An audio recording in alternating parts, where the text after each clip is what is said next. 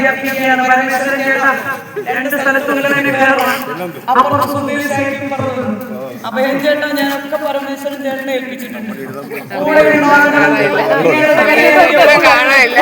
കൈപ്പത്തിയുടെ സുധീർ ഷാന്റെ പണം വെച്ചിട്ടില്ലേ? അപ്പൊ സുധീർ ഷായോട് പ്രത്യേകം ഞാൻ അന്വേഷിച്ചതായി പറയണം. പ്രിയങ്കരനായ യൂത്ത് കോൺഗ്രസിലെ ഞങ്ങളുടെ പ്രിയപ്പെട്ട സഹപ്രവർത്തകൻ, ഒരു കാലഘട്ടത്തിൽ ഞങ്ങൾ ഒരുമിച്ച് കോൺഗ്രസിന്റെ പ്രവർത്തകരായി പ്രവർത്തിച്ച കാലഘട്ടത്തിലെ പ്രിയങ്കരനായ സുധീർ ഷാ തൊട്ടടുത്ത നിയോജക മണ്ഡലത്തിൽ മത്സരിക്കുന്നത് ഞങ്ങൾക്ക് വലിയ ആവേശമാണ്.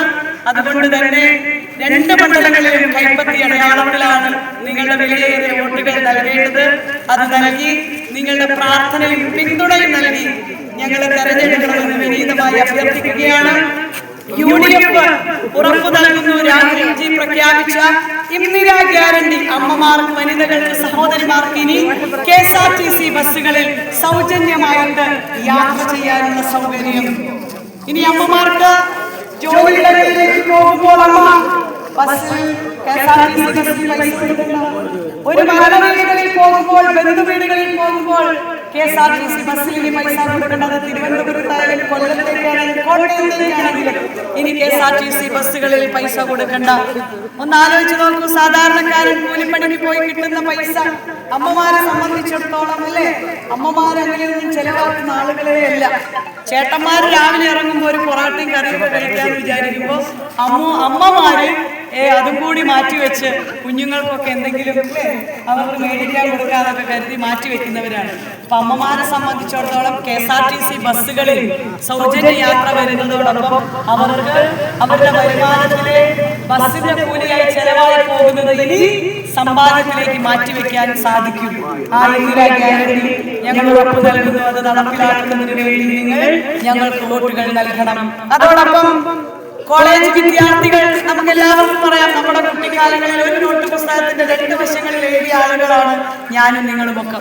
നല്ലൊരു ബാഗ് കൂട്ടുകാരെ കൊണ്ടുവന്നാൽ നമുക്ക് സങ്കടമായിരുന്നു, നമുക്ക് അങ്ങനത്തെ ഒരു ബാഗ് ഇല്ലല്ലോ എന്ന്.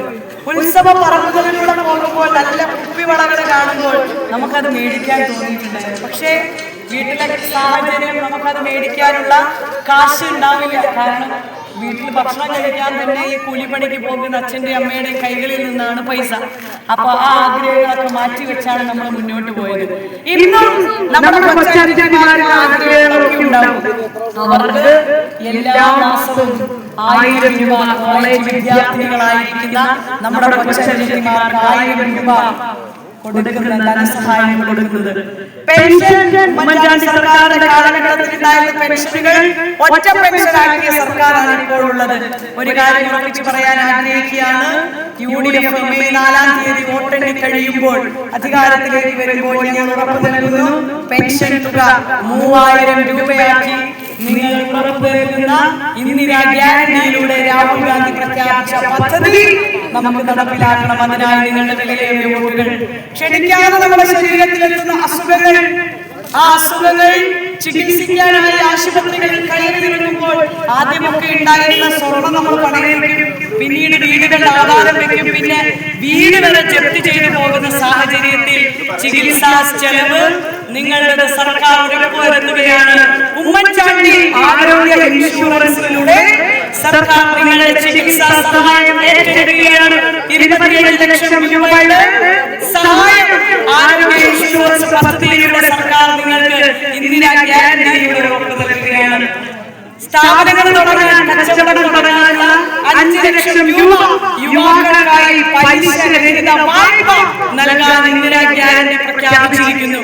അതോടൊപ്പം തന്നെ പ്രത്യേക വകുപ്പ് പ്രായമുള്ള അപ്പനെയും അമ്മയെയും ഒക്കെ ഗവൺമെന്റുകളുടെ വ്യത്യസ്തമായ പദ്ധതികളിൽ കോർത്തിണക്കിക്കൊണ്ട് വനിതാ കമ്മീഷൻ, യുവജനക്ഷേമ ബോർഡൊക്കെയുള്ള പോലെ പ്രത്യേകമായി പ്രായമായുള്ള ഒരു വകുപ്പ് നിർമ്മിക്കുന്നതിന് അതിന് നേതൃത്വം കൊടുക്കുന്നതും UDF നിലപാടാണ്.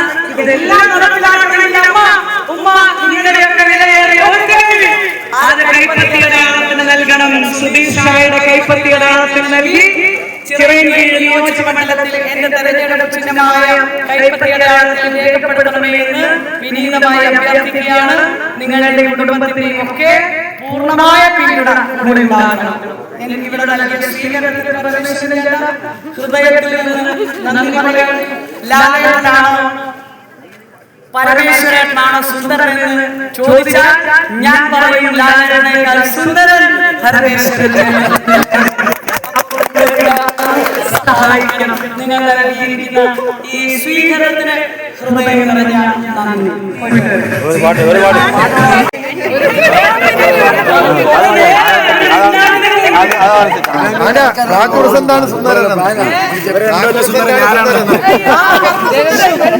സോറി പക്ഷെ ഒന്നും പറയാൻ വയ്യ.